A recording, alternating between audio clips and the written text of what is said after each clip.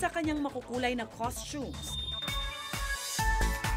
bigay todong character portrayals, at syempre, sa kanyang beauty na talaga namang pang-anime ang dating. Walang duda, kanyang-kanya nga ang titulong Cosplay Queen of the Philippines. Taong 2003 raw nang pasukin ni Alodia ang mundo ng pagko-costume play o cosplay. Ilang taon ka nung madiscover mo yung hilig mo sa ganyan? Sa cosplay, 15. Sa art, growing up. Siguro since nagkamalay ako. So mahilig na talaga ako mag-drawing. Okay, ibalik mo kami doon sa unang araw na you took the first step, no? Para marating kung ano ka ngayon. Parang nabuo lang siya as time passes. Parang naisip ko na mahilig talaga ako sa art. I really pursued my passion. Na parang may times na medyo mahirap talagang sasabihin ng mga tao, anong ginagawa mo? Medyo weird naman yan. Siyempre, parang ma-out of place ka. But I didn't let that get into me. Parang sobrang love ko talaga ginagawa ko na parang maski ano sabihin nila, hindi ko i-give up yan. Sabay kami nag-start mag-cosplay. Marami kaming ginagawa together. She helps me out with everything. And she's super generous din. Hindi lang mga cosplay competition dito sa Pilipinas ang sinalihan nina Alodia at Ashley, kundi maging sa ibang bansa. Sa lahat ng competition na nasalihan mo, anong pinaka-memorable sa'yo? Siguro yung pinaka-memorable, yung first competition namin abroad. Kasi kami po ng sister ko yung nag-represent ng Philippines to compete against other countries. Sinuot po namin costumes from an anime called Witchblade. Pero it's based on a comic series na US. Pero may ginawa silang anime na ibang version.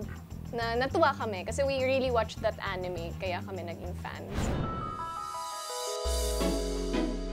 Sa kwartong ito, nakadisplay ang ilan sa anime costumes na sinuot ni Alodia na siya rin pala mismo ang gumawa.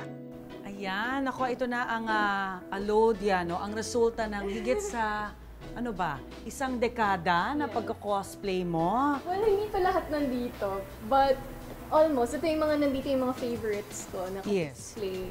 So dito rin ako nag-work, gumagawa ng mga stuff. Grabe. Paint, ano ba, may sinulid, may talagang makina. Ikaw mismo nagtatahi pa minsan ng mga costumes mo. Yes, mismo.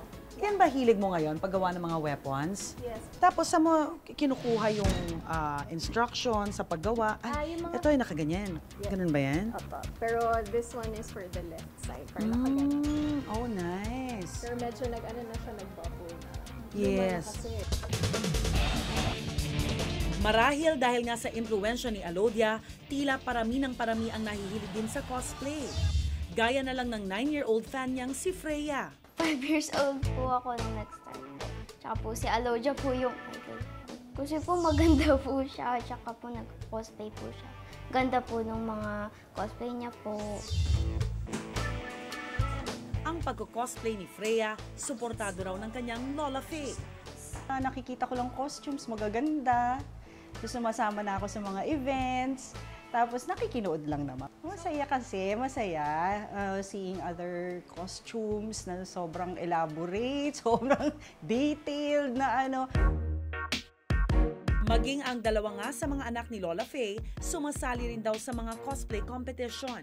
Yung daughter ko, siya ang naggagawa. Siya nagtatahi. Yung isa, nagko-cosplay din. Tsaka gusto talaga nila eh. They love it. Nasa tabi ko po siya palagi. Siya po yung nag-aayos po sa akin minsan. Tapos po, minsan po sumasali po siya sa mga parang pinipicture niya po kami pag kasama po siya. Para bigyan ng kakaibang challenge si Alodia, ipinakilala namin sa kanya ang maglola. Okay, nag-start ka 15 years old, you are now 27.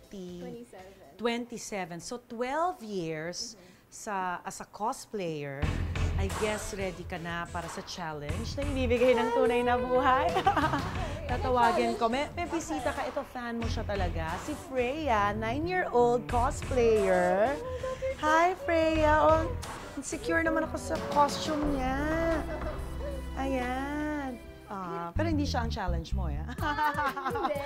Hindi si Freya, kundi ang kanyang lola. Oo, see? Lola Faye! Hello, Lola!